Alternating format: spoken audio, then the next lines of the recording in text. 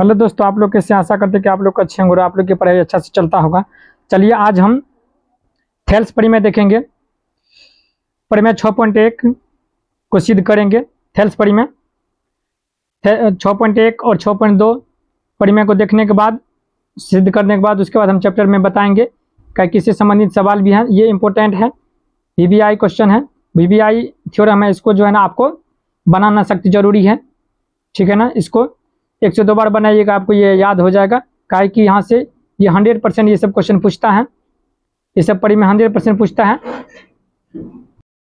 चलिए देखिए क्या है 6.1 में। यदि किसी त्रिभुज की एक भुजा के समांतर अन्य दो भुजाओं को भिन्न भिन्न बिंदुओं पर प्रतिच्छेद करने के लिए एक ही रेखा खींची जाए तो ये अन्य दो भुजाएं एक ही अनुपात में विभाजित करती है।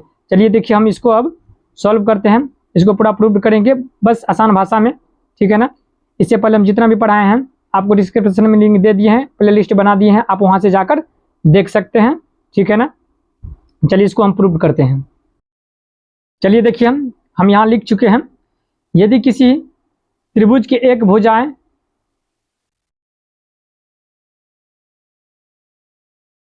यदि किसी त्रिभुज की एक भुजाएं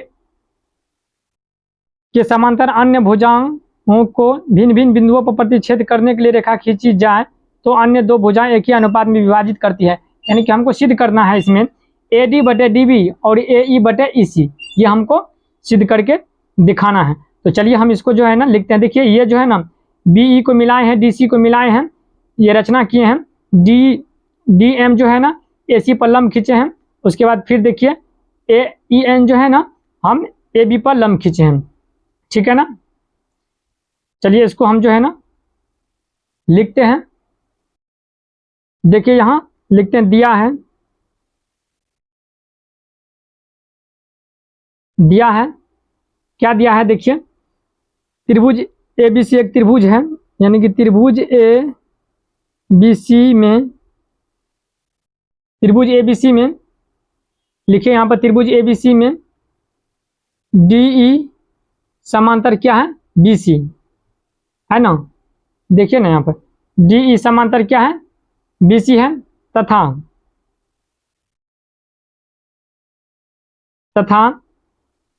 DE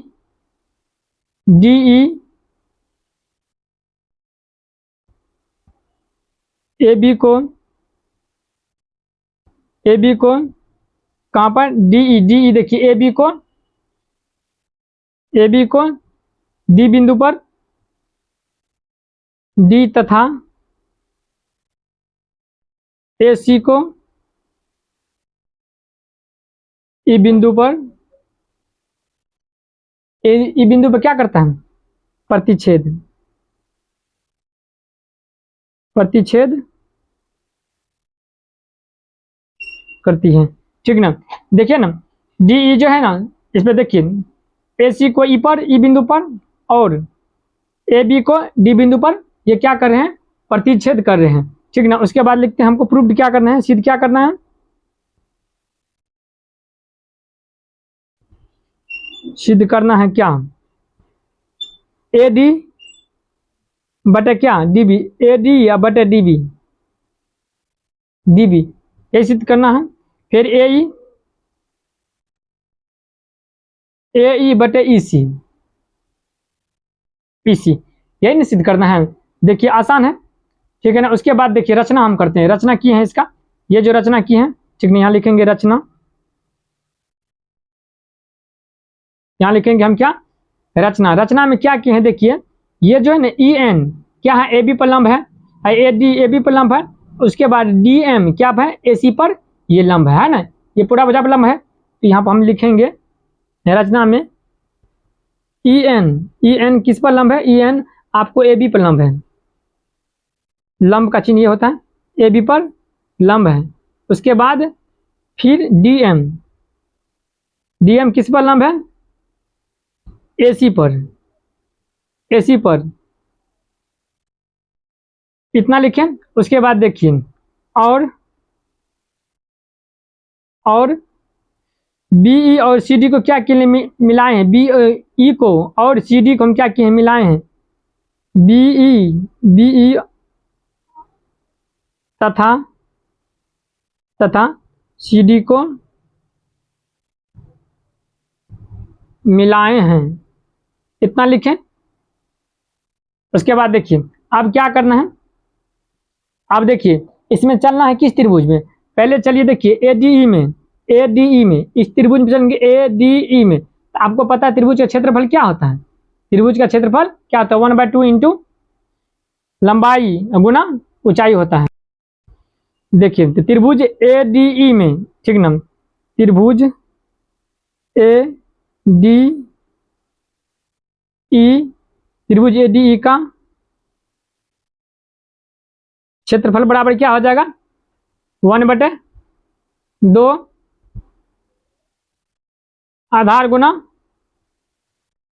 ऊंचाई, यही होता है ना। तो हम क्या लिखेंगे, 1/2 आधार। देखिए तो आधार कौन हो जाएगा, इस पर देखिए, इस पर लंब है ना, ये इस पर लंब है, हमको इस पर चल दी, इस पर लंब है, तो एडी क्या हो जाएगा, इसका आधार हो जाएगा, गुना गुना देखिए उसके बाद एडी क्या हो जाएगा, आधार है, ई एन क्या हो जाएगा, लंब, इस देखिए ऊंचाई हो जाएगा ना, ये ऊंचाई क्या कि इस पर लंब पड़ा है, ठीक है, ये ऊंचाई हो जाएगा। तो यहाँ पे लिखेंगे E N, E N, E N, ठीक ना, इतना हो गया। इसको हम क्या करते हैं, इतना हो गया ना। उसके बाद देखिए समीकरण 1, उसके बाद देखिए फिर चलेंगे हम किस में, आप देखिए चलेंगे बी डी ई में, बी डी ई में, इसमें चलेंगे बी डी ई में, यहाँ से यहाँ देखिए बी बी डी ई, इसमें चलेंगे, इस त्रिभुज में चलेंगे। तो इसका भी त्रिभुज बी डी ई का क्षेत्रफल बराबर क्या हो जाएगा, इसका भी 1/2 आधार गुना ऊंचाई हो जाएगा ना। देखिए 1/2 आधार कौन हो जाएगा, बी डी, देखिए ये हो जाएगा, होगा ना, बी डी, बी डी गुना और ऊंचाई तो यही हो जाएगा, ये देखिए ये ऊंचाई नहीं होगा, ये ऊंचाई हो जाएगा, ये क्या कि लंब, ये लंब का कार्य ये करता है ना, इसीलिए ई एन ए हो जाएगा इसका ऊंचाई, ई एन हो जाएगा ना। इसको हम क्या करते हैं, समीकरण 2 कर लेते हैं, ये आसान। देखिए 1/2 आधार, आधार तो आप देखिए ना बी डी, इसी को ना मानिएगा आधार, ताकि इस त्रिभुज में चले हैं ना, इस त्रिभुज पे लेते इसको मानिएगा, और ये इस पर लंब खींचे हैं तो लंबे ना होता है ना, ये तो लंब लिखिए, बी डी ये हो जाएगा। उसके बाद देखिए अब क्या समीकरण 1 और 2 हमको क्या करना है, निकालना कौन चीज है, हमको सिद्ध करना एडी बटे डीबी, एडी बटे डीबी, इसका मतलब क्या करेंगे, इस त्रिभुज को बटे ई त्रिभुज कर देंगे, दोनों को बटे करना पड़ेगा, यहां लिखेंगे। इसीलिए चूंकि कौन त्रिभुज है, त्रिभुज ए डी ई का क्षेत्रफल बटे त्रिभुज बी डी ई का क्षेत्रफल बराबर 1/2, देखिए A D Guna E N बटे ये होगा ना, 1/2 गुना बी डी गुना ई एन हो जाएगा ना, 1/2 कटेगा, ई एन कट जाएगा, तो बच्चा हमको कौन चीज यहाँ पर, ए डी बटे बी डी, यही बचा। अब हम इसको क्या करते हैं, समीकरण 3 कर देते हैं, 3 हो गया।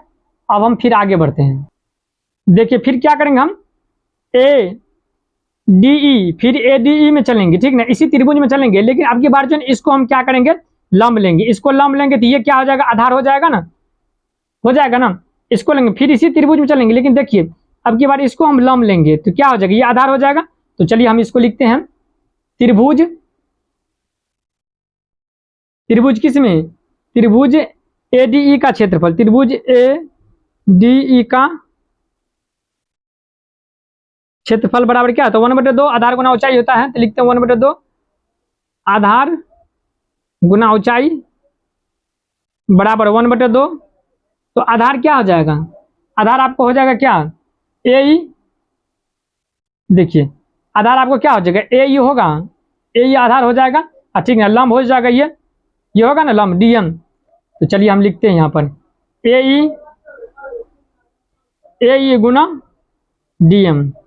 ठीक है, इसको हम क्या करते हैं, अगला समीकरण मान लेते 3, यहाँ पर 4 कर देते हैं, 4 हो जाएगा ना। अब क्या करेंगे, फिर इसी प्रकार जो है ना त्रिभुज किसमें, त्रिभुज अब की बार चलना है, देखिए त्रिभुज किसमें चलना है, इसी में चलना है, यानी कि डी ई सी में, त्रिभुज डी ई सी में, इसमें चलना है। तो इसमें चलना है तो देखिए फिर तो लंब का तो यही कार्य करेगा, लंब का यही कार्य करेगा ना, आधार का कार्य ये करेगा। तो चलिए देखिए हम इसमें चलते हैं, हम तो लिखेंगे यहाँ पर त्रिभुज किसमें, त्रिभुज सी डी ई में, सी डी ई में, तो सी डी का यहाँ पर लिखेंगे क्षेत्रफल, सी डी ई का क्षेत्रफल बराबर 1/2 आधार गुना ऊंचाई। तो ये क्या हो जाएगा 1/2, आधार कौन हो जाएगा, आधार ईसी, ईसीएन होगा, ईसी गुना ऊंचाई डीएम हो जाएगा, इसका भी वही हो जाएगा। अब फिर इसी प्रकार क्या करेंगे, इसको हम बटे में कर लेंगे दोनों को, ठीक ना। फिर इसीलिए चूंकि त्रिभुज ए डी ई का क्षेत्रफल बटे क्या करेंगे, त्रिभुज सी डी पी का क्षेत्रफल बराबर, इसको देखिए, इसको हम समीकरण कितना कर लेते हैं, 5 कर लेते हैं, कोई दिक्कत नहीं। देखिए तो 1/2 ई लिखेंगे, ए ई गुना डी एम बटे 1/2 गुना ई सी गुना डी एम हो जाएगा ना। तो डी एम तो कैंसिल हो जाएगा, ए सी कैंसिल, 1/2 कैंसिल हो जाएगा। तो यहाँ बचेगा क्या, ए ई बटे कितना बचेगा, ए ई बटे ई सी, इसको क्या करते हैं हम समीकरण अगला मान लेते हैं, ठीक है ना। इसको हम समीकरण 6 कर देते हैं, कोई दिक्कत नहीं है। देखिए समीकरण 6 और समीकरण ये 3 देखिए, इसे हमको देखिए दोनों आ गया है ना, लेकिन एक चीज याद रखिएगा, यहाँ पर ध्यान दीजिए, आप जो है ना क्लास 9 में पढ़े होंगे, जब ये क्लास 9 में आप पढ़े होंगे क्या, देखिए इसका आधार जब जो है ना एक ही आधार पर 2 त्रिभुज बनेगा। देखिए ये त्रिभुज बना है ना, ये त्रिभुज बनाते हैं, इस ये दोनों जो है ना, इसका क्षेत्रफल और इसका क्षेत्रफल जो है ना बराबर होगा, ठीक है ना। इसका क्षेत्रफल और इसका क्षेत्रफल यानी कि डी ई बी और डी ई सी का क्षेत्रफल क्या होगा, ये बराबर होगा, कि इस पर बना हुआ, देखिए ना ये समांतर है, ये समांतर रेखा, ये समांतर है ना, और इस पर बना, तो ये क्या हो जाएगा, इसका क्षेत्रफल और इसका क्षेत्रफल क्या हो जाएगा, बराबर हो जाएगा। तो देखिए हम इसमें लिखते हैं, देखिए यहाँ लिखेंगे त्रिभुज क्या था, त्रिभुज बी डी ई, त्रिभुज बी डी ई और त्रिभुज बी डी ई, त्रिभुज ए C D E C D था, यानी कि त्रिभुज C D E C D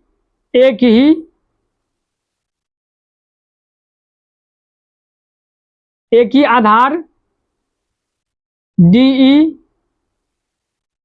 एक ही आधार डी ई पर है, ठीक है ना, डी ई पर है, और